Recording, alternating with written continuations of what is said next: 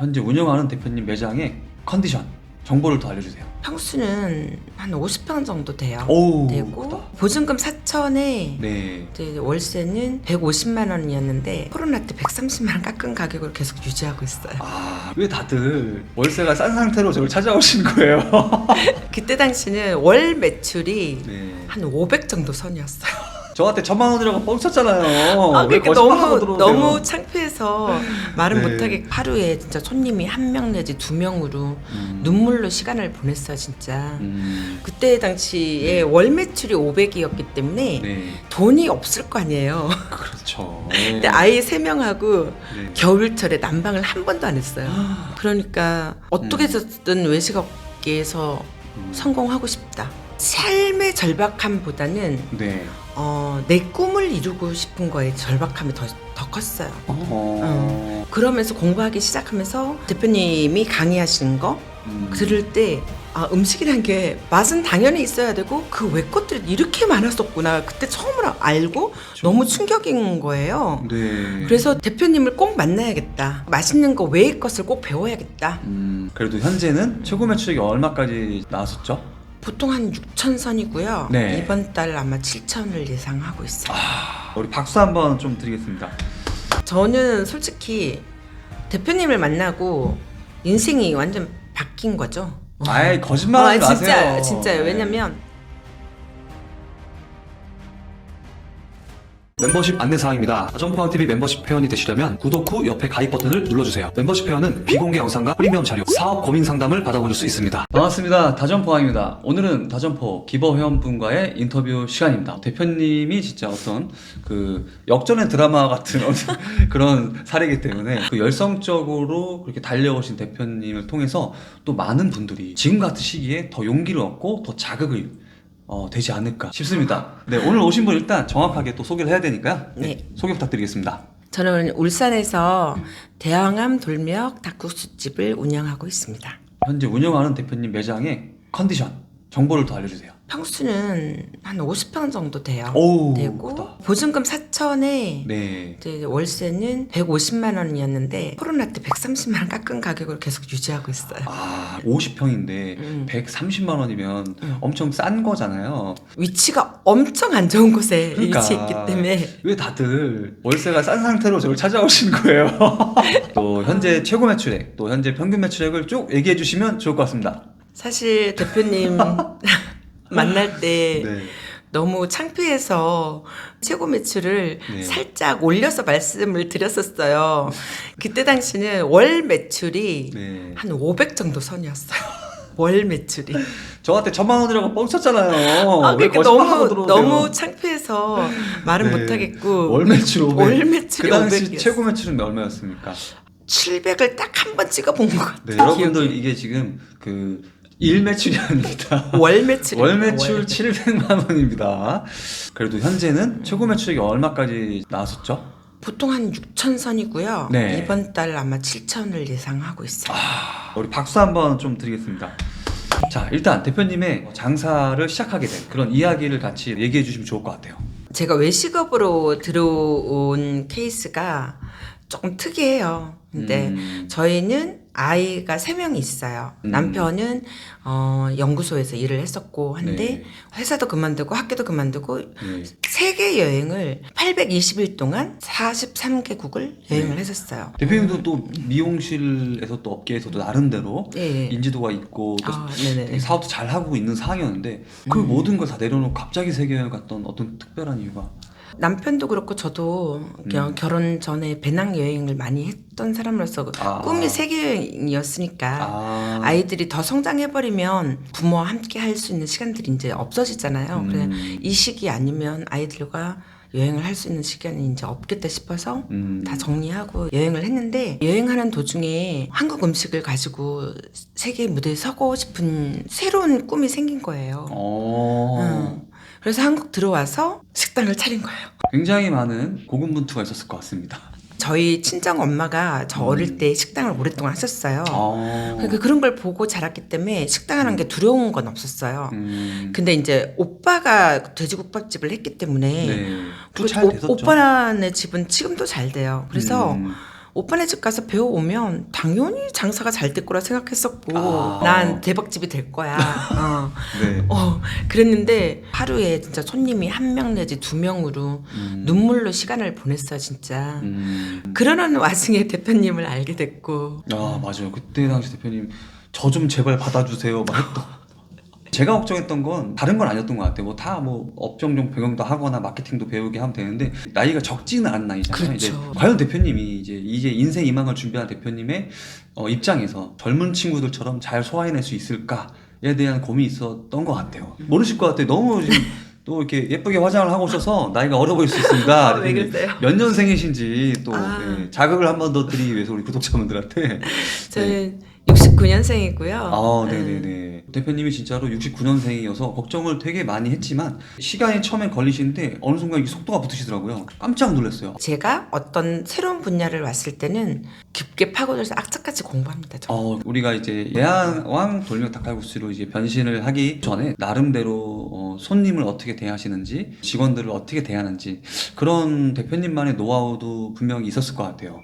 일단 저희 집은 손님 멘트가 달라요. 일단 들어오시면 반갑습니다. 어서 오세요. 띵동하면 네 제가 도와드리겠습니다. 가실 때는 감사합니다. 행복하세요. 그게 저희들 직원들이 홀에서 하는 멘트 기본적으로. 그러니까 저는 음식 장사를 하지만 음식이라는 거는 하나의 매개체고 고객과 우리의 관계는 사랑으로 연결될 수 있는 그런 관계를 만들기 위한 거라고 저는 기본적으로 생각을 하고 있고 외식업 하다 보면 우리가 속칭 말하는 진상 손님들을 만나잖아요. 좀 까다로운 손님들. 근데 저희 집은 까다로운 손님들에게 신경을 더 많이 쓰고 더 친절하게 해요. 제가 이제 그 방법으로 쭉 해왔을 때 까다로운 손님일수록 더 많이 신경 쓰고 이러면 까탈스러웠던 부분이 약간 꺾여요. 그러면서 나중에는 오히려 더 미안해하세요. 손님이. 그리고 그런 손님이 우리 가게의 진성 고객이 되더라고요. 그렇죠.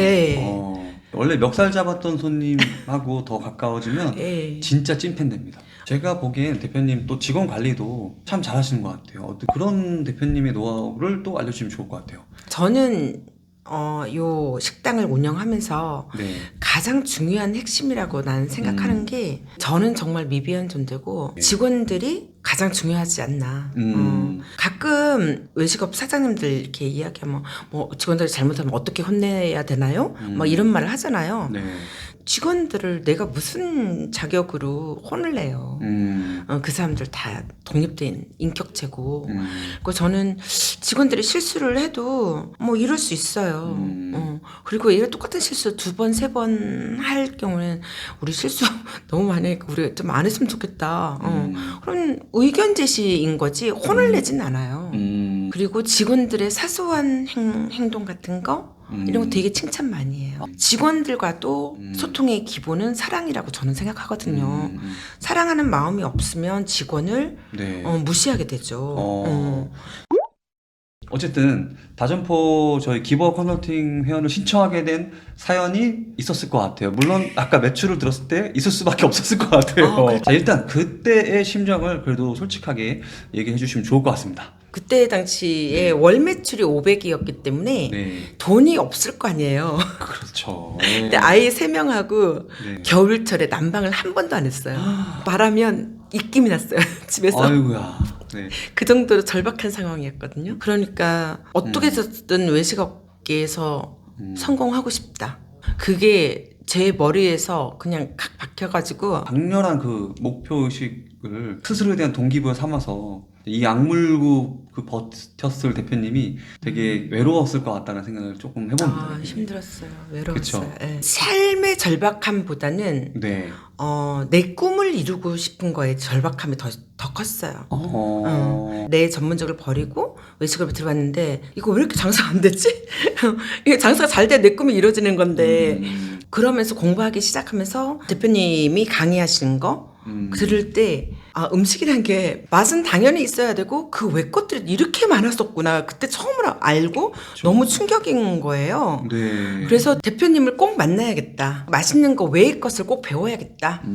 생각해서 대표님한테 컨설팅을 신청을 했죠, 제가. 월 매출 500만 원. 그 당시 상호명이 뭐였죠? 통대 물갈비 국밥이었어요. 네, 통대 물갈비 국밥집이었었죠. 요 집이 봤을 때 메뉴가 너무 많았어요. 맞아요. 5만 가지 메뉴가 다 있었는데 맞아요. 한번 언급을 해주시겠습니까? 뭔가 그때 당시에 유행했던 음식이 있었어요. 네. 그래서 나 저것도 팔면은 장사 잘 될 것 같은데 네. 했던 게 물갈비였어요. 네. 지금은 물갈비집이 거의 없어졌잖아요. 네. 그러니까 돼지국밥도 팔고 물갈비도 팔고 팔고. 소라무침도 팔고 막 정말 종류가 많으면 손님이 많이 올 줄 알았어요. 그렇게 너무 많아가지고 제가 대표님 이러면 전문성이 없습니다. 사람들은 이렇게 추어탕이면 추어탕 잘하는 데 갑니다. 순댓국이면 순댓국만 잘하는 데 갑니다. 네. 근데 일단 그거를 전문성 있는 업종을 변경을 한번 해야겠다 이렇게 생각했던 것 같아요. 네. 그래서 제가 추천드렸던 업종이 이제 닭칼국수집이었습니다. 네.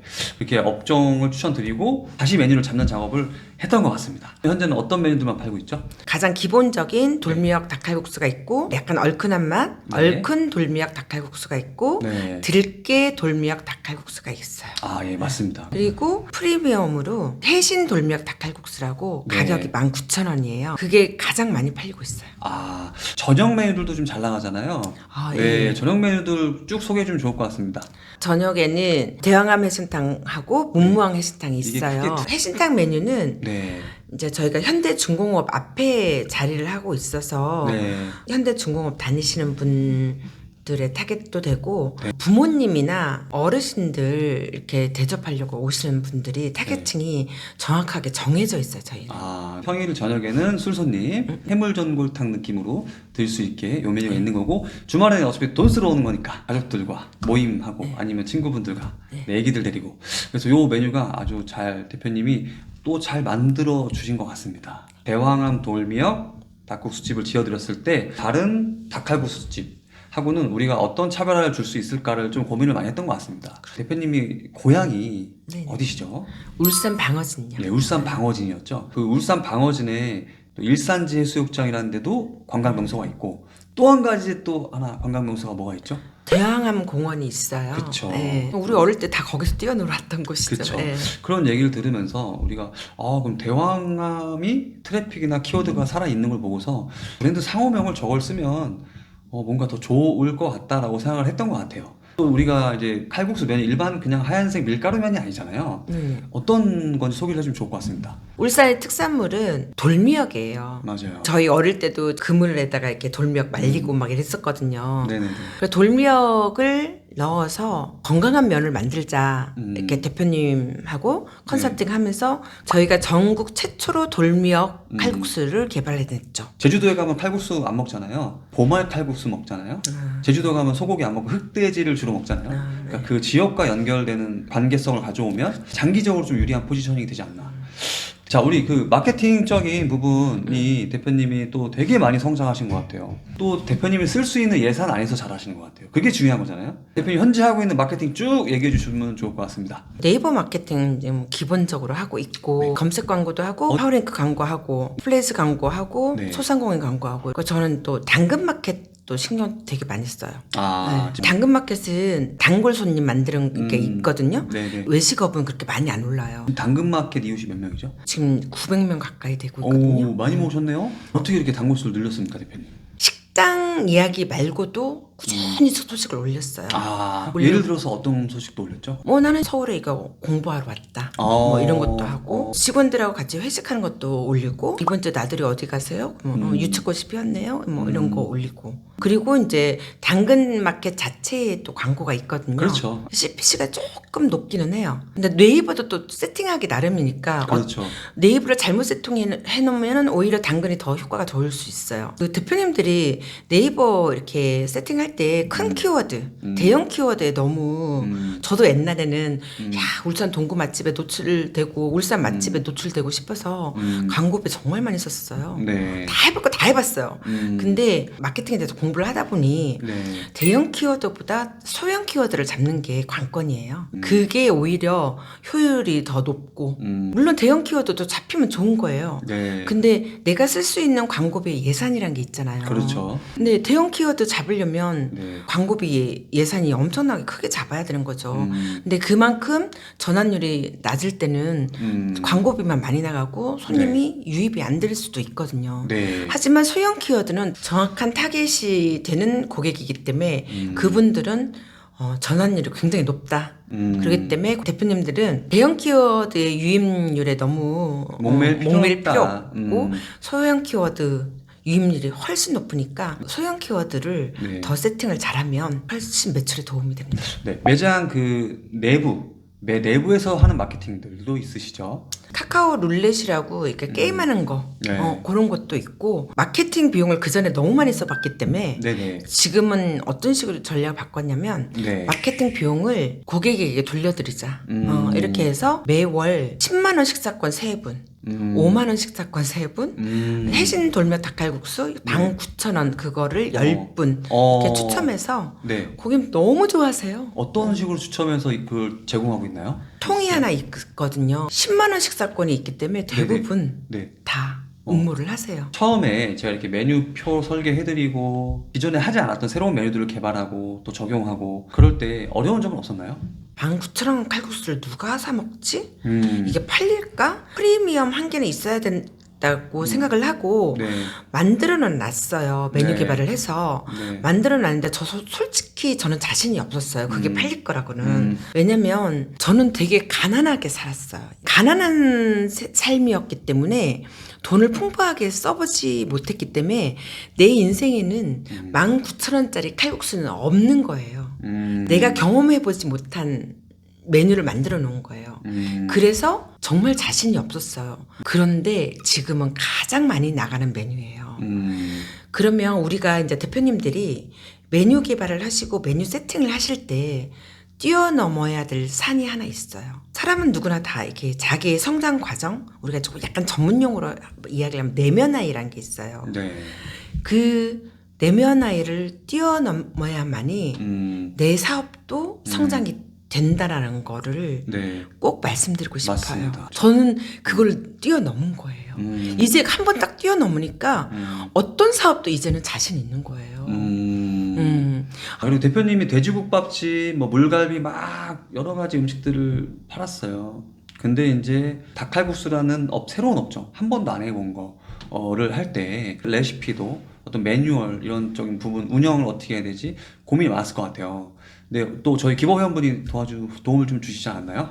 기존의 성공 사례 저희 기버 회원들 많잖아요. 예. 네, 그분들이 가지고 있는 양식들 다 네. 다운받아서 체크리스트 다 직원들에게 주고 레시피는 완전히 매뉴얼화 시켰기 때문에 주방 일을 한 번도 안 해본 사람이 와도 다 만들 수 있게끔 만들어놨어요. 그렇기 때문에 제가 없어도 네. 다 하는 거죠. 자, 대표님, 그 다전포항을 만나고 나서 달라졌다고 느끼는 부분 허심탄회하게 얘기해 주십시오. 저는 솔직히 대표님을 만나고 인생이 완전 바뀐 거죠. 아이, 거짓말하지 마세요. 진짜요. 네. 왜냐면 내가 성장해 왔던 과거의 그 내면아이라고 할까? 네. 그거를 뛰어넘지 않으면 절대 이게 사업의 성장이 안 되겠구나를 처음으로 알게 됐고 어떤 사업을 해도 자신 있고 부를 내가 잡을 것이라는 자신감도 생긴 거예요. 저는 결국에 사업은 본인이 성장해야지만이 내 사업이 성장한다고 생각하거든요. 진짜 세미나 가면 저희 기본 회원분들 다들 그렇게 잘 하시고 있음에도 불구하고 또 오시잖아요. 이렇게 계속 성장할 거야라는 내면의식 계속 그게 있는 것 같습니다. 저희 기버 회원들 이렇게 세미나 같은 거 하면 네. 참여를 꼭 해야 되는 게 에너지가 있어요. 네. 외식업으로 성장하고 싶은 그 에너지들이 정말 똘똘 뭉쳐있는 맞아요. 그게 느껴져요. 맞아요. 그러니까 어디 가서도 그런 에너지 못 봤거든요. 맞아요. 네. 울산에 있는 우리 대왕 돌명 닭국수의 앞으로의 행복, 또 대표님 개인의 행복은 또 어떻게 되십니까? 아까도 제가 말씀드렸지만 세계 무대에 저의 브랜드를 가지고 서고 싶은 게 저의 마지막 목표예요. 그게. 그래서 울산이 아닌 네. 세계 무대로 나갈 메뉴를 네. 준비 중에 있습니다. 아, 좋습니다. 뭐 어떻게 보면 여러분들이 아니 뭐 매출 6, 7천 하시는 분들이 무슨 또 세계 무대 하지만 500일 때도 이 말을 하셨고 6, 7천일 때도 지금 또 이 말을 하시고 있고 거기를 향해서 계속 가고 있는 것 같아요. 되게 멋지십니다. 자, 경기 어려운데 마지막으로 우리 자영업자분들한테 간단히 한마디 같이 해줄 수 있을까요? 지금 다들 경기가 어렵고 네. 막 되게 힘들어 하잖아. 다들 매출 떨어졌다가 하고. 근데 우리는 그냥 포기하지 않고 내가 정해놓은 목표를 향해서 꾸준하게 가면은 그것이 성공 아닐까. 저는 그렇게 생각합니다. 네, 급하게 갈 필요 없잖아요. 그렇죠. 네, 하지만 조금씩은 나아가야죠. 그렇죠. 네, 오늘 차는 여기서 마치도록 하겠습니다. 끝. 감사합니다.